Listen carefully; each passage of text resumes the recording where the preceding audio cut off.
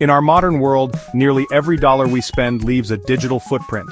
We tap a card for coffee, we click a button to buy a new book online, we tell our phones to order groceries for us. Every one of these actions is recorded. Two powerful forces are watching these financial trails very closely. Credit card companies, long-time trackers, and a newer observer, artificial intelligence. It is learning about us in ways we might not even realize. Who knows more about our spending secrets? The bank or the AI? The answer affects our privacy, choices, and financial well-being. Understanding who knows what is the first step to taking control.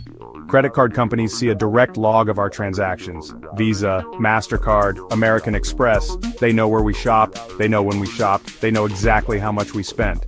This paints a clear picture of our buying habits over years.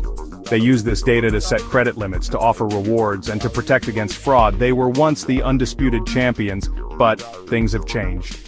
Now, artificial intelligence. Not one company.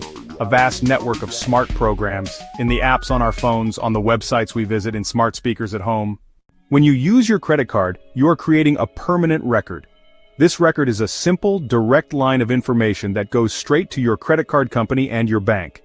Think of it like a detailed diary of your financial life, written one transaction at a time.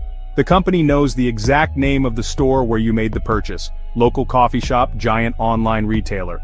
They know the precise date and time of the transaction, down to the second. They also record the exact amount of money you spent. This data is collected every single time you swipe, tap, or enter your card numbers online. Over months and years, this creates an incredibly detailed history of your spending habits. This information is very specific and reliable. If you bought a plane ticket, the credit card company knows which airline you used and the cost of the ticket. If you filled up your car with gas, they know which gas station you visited and how much you paid. They categorize these purchases too. They can easily see how much you spend on groceries, supermarket visits. They can see how much you spend on travel, hotels, flights, rental cars. This categorization allows them to build a clear and organized profile of your financial behavior. The data they collect is not just about what you buy, but also where you are. Credit card companies do not just collect your spending data to sit on it. They use this information in many ways, some helpful to you, some designed to make them more money. One of the most important uses is risk management. By analyzing your spending patterns, they can protect you from fraud. If their system knows you only shop in Ohio, a sudden transaction from a store in Brazil will raise a red flag. They might block the transaction and send you a text to confirm it's you. This protects consumers from thieves. They also use your history to decide your credit limit. If you pay bills on time and spend responsibly, they might raise your limit.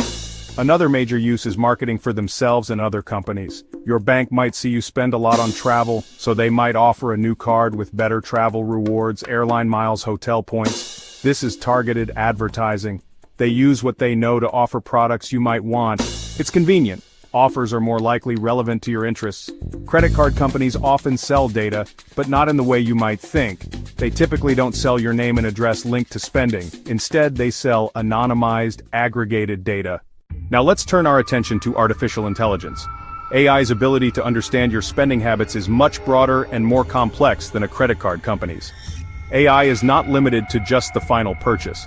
It sees the whole shopping journey, from the first thought of buying something to the moment you click confirm order.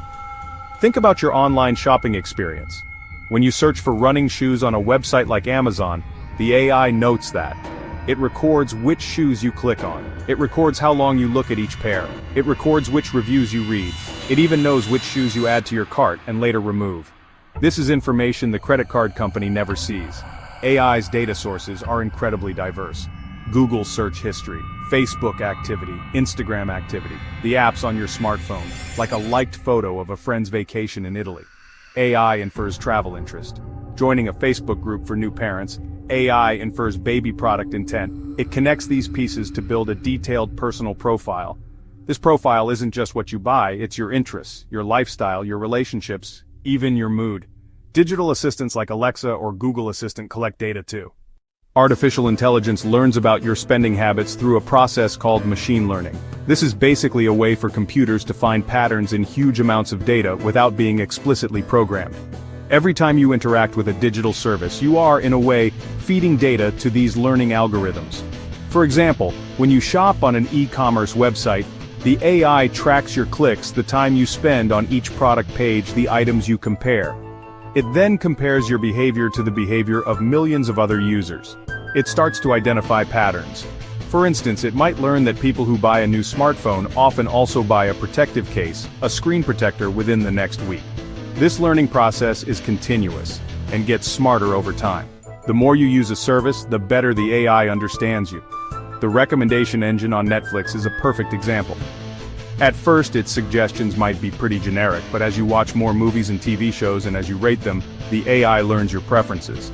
It starts recommending content that better matches your taste. The same principle applies to shopping. Let's do a direct comparison using a simple example: buying a gift for a friend's baby shower. First, let's look at it from the credit card company's perspective.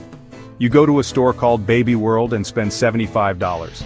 Your credit card company records this single piece of information. They know the merchant's name, the date, and the amount. From this, they can correctly guess that you bought baby products. They add this transaction to your profile. Their knowledge is accurate but limited to the final purchase. Now let's look at the same event through the eyes of AI. Your journey likely started a week earlier. You searched on Google for best baby shower gift ideas. You clicked on a few blog posts. You browsed a list of popular items. The AI saw this. Then, you went on Instagram and saw a friend's post with a picture of their new baby. You liked the post. A few days later, you visited Amazon. You searched for organic baby clothes. You searched for wooden baby toys. You added a few items to your cart. You compared prices. You read customer reviews. You left the items in your cart for a day before finally making a decision. The extensive data collection by both credit card companies and AI comes with a mix of positive and negative consequences. On the positive side, this data can make our lives much more convenient.